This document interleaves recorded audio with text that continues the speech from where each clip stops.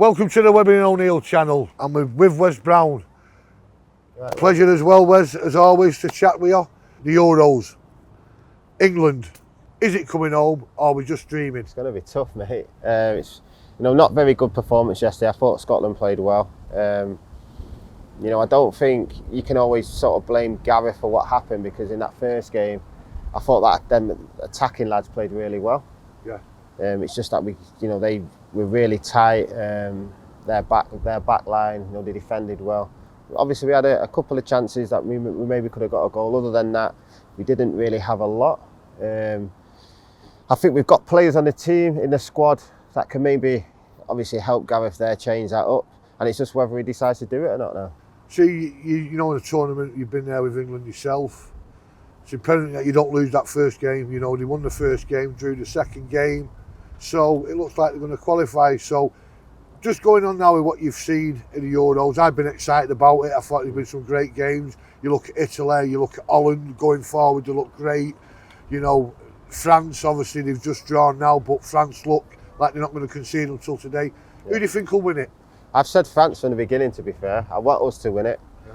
I've been more than happy with that. But France, I used to say Belgium, but they never sort of perform in any sort of tournament, whereas this time they really look like a force to be dealt with. But France are going to be probably the ones for me. I mean, I know they drew on there just now, but if you look at the chances they create, they should have scored more goals. Going on to United news, that's what we're hearing, what it's all about. Centre-half situation, we've spoke about, you've been good enough to come on the channel and you spoke about Menga, Tuanzebe. The word now, Sergio Ramos is punting himself about, wants to come to United.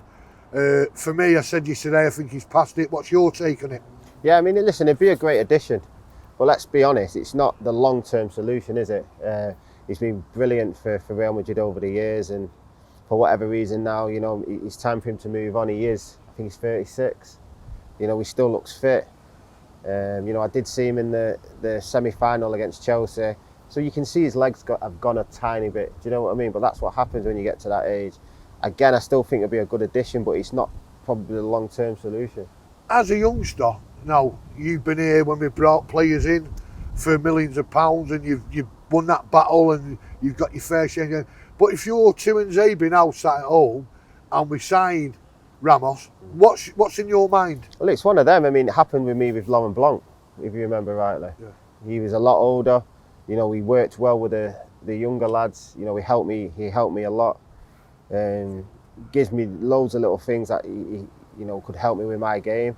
And I think Ramos would be the same. Listen, I think any young lad, when someone like Sergio Ramos was coming to the team, you'd only respect that, and you'd want to test yourself against him for one, but ultimately you want to learn and try and learn off the experiences he's had, and that would help in that way. Like I've said, I don't think that would hamper any long-term sort of playing time whatsoever. But it is, he is an exceptional player, he has been. So the word on the street was Ronaldo could be available. He's 36, but as we've seen him, he still looks as good as he was here. His body-wise, his fitness-wise.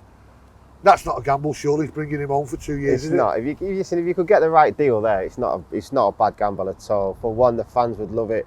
It's not like he's coming back and he's this old guy now that's overweight and doesn't work hard. He's a guy that puts everything into it. He loves the club, and he would still do what he does. He would still score. He'll still make assists, and that's all you can ask for. But he would give it everything. Sancho, me and Tony's been sat here last year before speaking about Sancho. It's come out today that Dortmund want this deal done by a time. Yeah. Is he what we need? Is the price right? Do we have to go out and get him? I think he is someone that we need, if I'm being honest.